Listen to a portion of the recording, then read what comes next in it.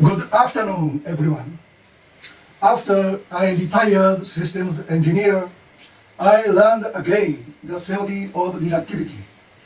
I had wanted to know why the speed of light is invariant. The issue of space and time has been the main subject of philosophy and physics since ancient times. Today, let me present to you my ideas on what the symmetry of space-time does cause. 1. The condition of unidirectional of time. I studied carefully various methods of deriving Lorentz transformations from the viewpoint of symmetry condition in space-time. Since the two-dimensional Lorentz transformation is a coordinate transformation of space and time, then all conditions of the nature of space-time, that is, linearity of space-time, isotropy of space, unidirectional of time, and symmetry over plane, should be used to derive the Lorentz transformations.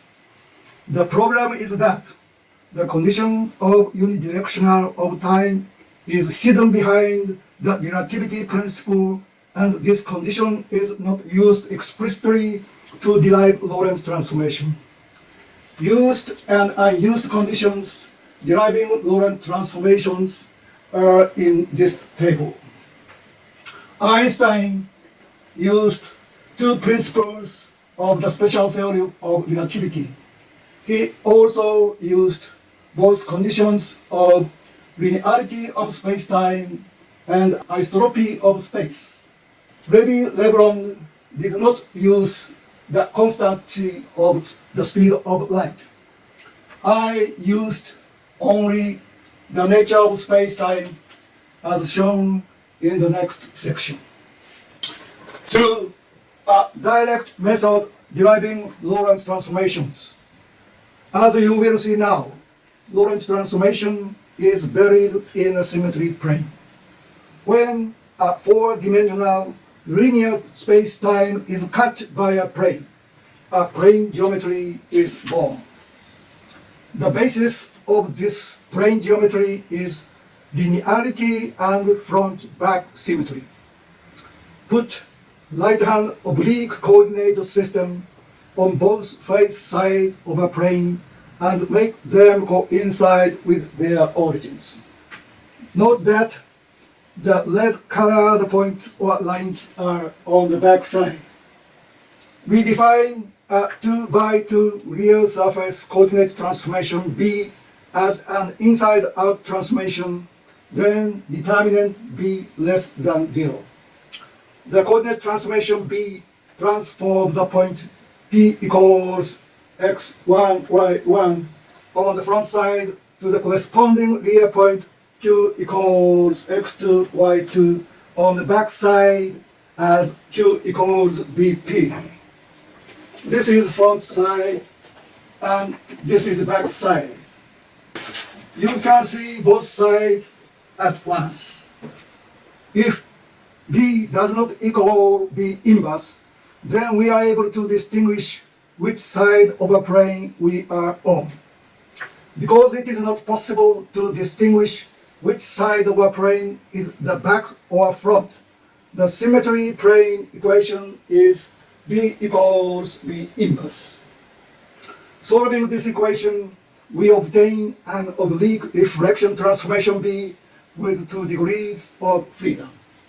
B has 3 unknowns, A, B, K, and 1 constraint, determinant B equals -1.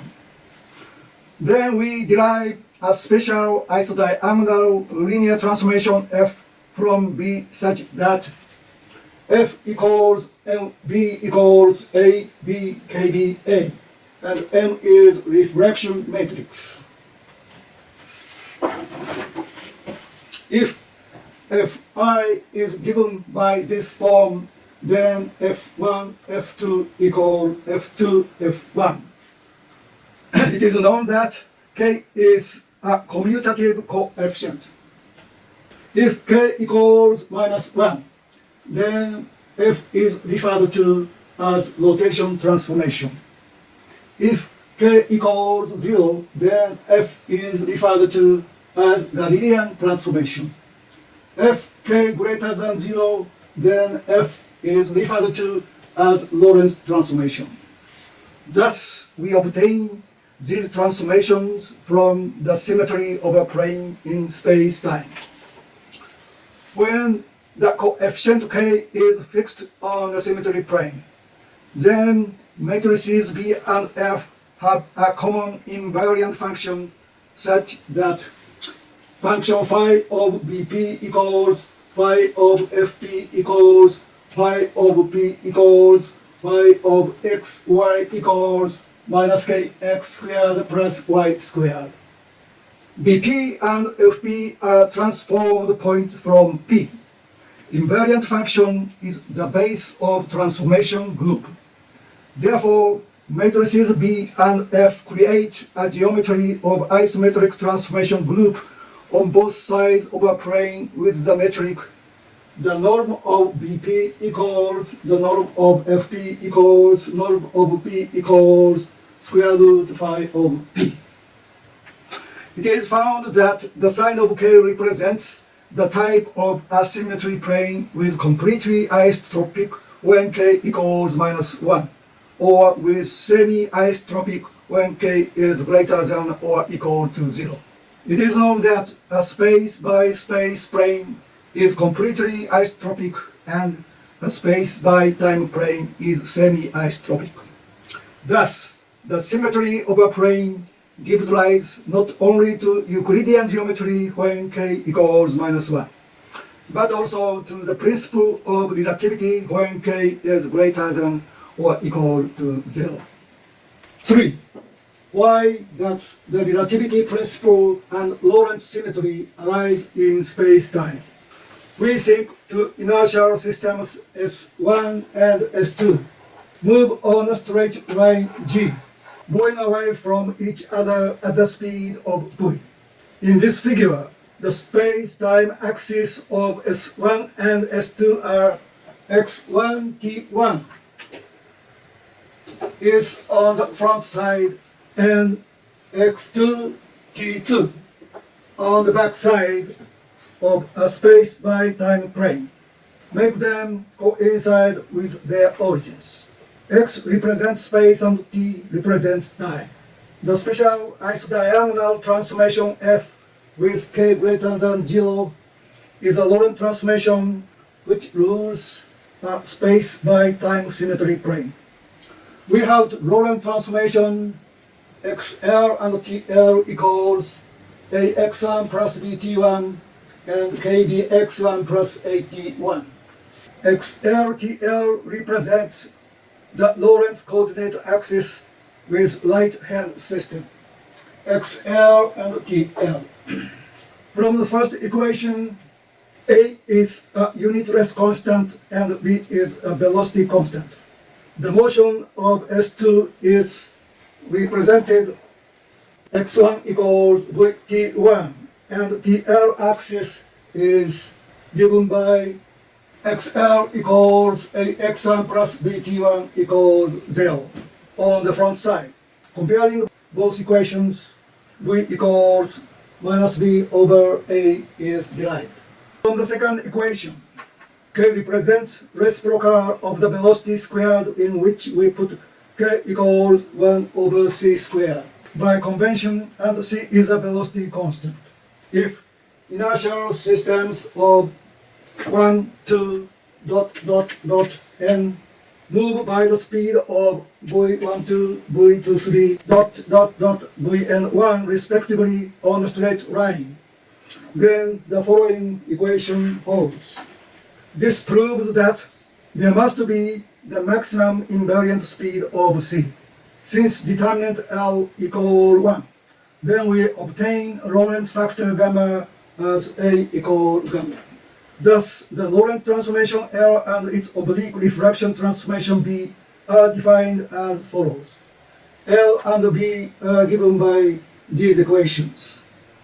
L equal MB and B equal ML and M equals LB. T2 axis and X2 axis, T2 axis and X2 axis on the back side are given by these equations. Invariant function phi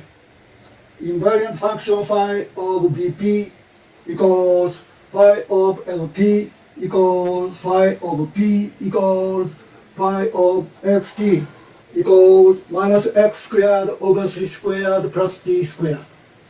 X1 axis is parallel to a line segment from BP to LP. Isotropic line G is parallel to a line segment from P to BP. It is proposed that B is given by this value, for example, K equal 1, C equal 1, V equal 4/5. We see the space-time reduction from S1 to S2 and also from S2 to S1, reciprocally. Each reduction is caused by the projection between both coordinate systems. The time dilation of a stationary clock on TL axis is given by this equation. Time dilation from this point to this point. Length contraction of a moving rod is given by this equation. Length contraction from this point to this point. Because the appearance from inertial system S1 to S2 is the same as the appearance from S2 to S1, then the view from the front side is the same as the view from the back side. Any point P on the front side is equivalent to point P on the back side. Such relation that point P on the front to point Q equals BP on the back to point P equals BQ on the back, and point P on the back to point Q equals BP on the front to point P equals BQ on the front. Note that transformation B with front to front or back to back means figure transformation, and front to back or back to front means coordinate transformation. We also observe that center line F and the isotropic line G and the invariant function phi of P have the same shape from each side of the coordinate plane. Therefore, the back and the front walls are completely the same in terms of the coordinate system. This immediately means the relativity principle in which any basic law of nature with space and time vector xt must be oblique if reflection transformation be invariant, and therefore Lorentz transformation L invariant. Because B equals ML and basic laws have symmetry of X inversion. This is the same as the theorem of Euclidean geometry must be rotation transformation invariant. Thus, relativity arises from the symmetry of a space by time plane. For details, please see my paper at my website. This is the end of my presentation. Thank you.